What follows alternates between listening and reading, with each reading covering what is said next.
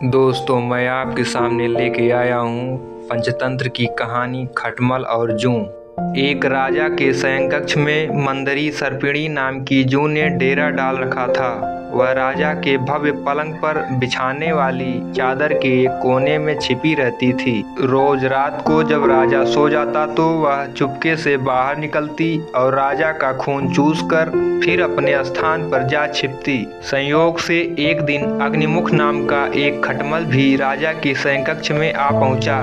जूं ने जब उसे देखा तो वहां से चले जाने को कहा। उसे अपने अधिकार क्षेत्र में किसी अन्य का दखल सहन नहीं था, लेकिन खटमल भी कम चतुर न था। बोला, देखो, मेहमान से इस तरह का बर्ताव नहीं किया जाता।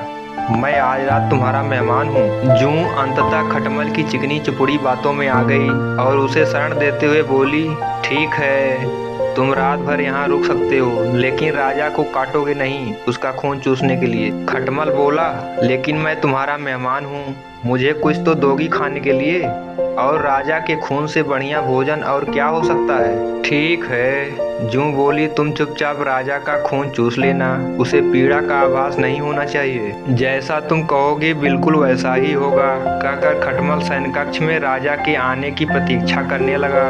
रात ढलने पर राजा वहां आया और बिस्तर पर पड़कर सो गया।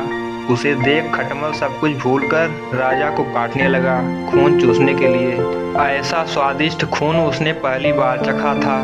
लालचवश वह राजा को जोर जोर से काटकर उसका खून चूसने लगा।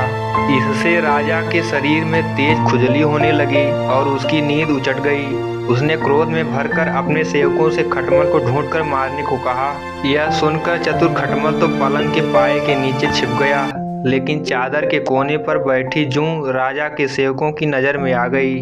उन्होंने उसे पकड़कर मार डाला। दोस्तों, इस कहानी से हमें यह शिक्षा मिलती है कि अजनबियों पर कभी विश्वास नहीं करना चाहिए।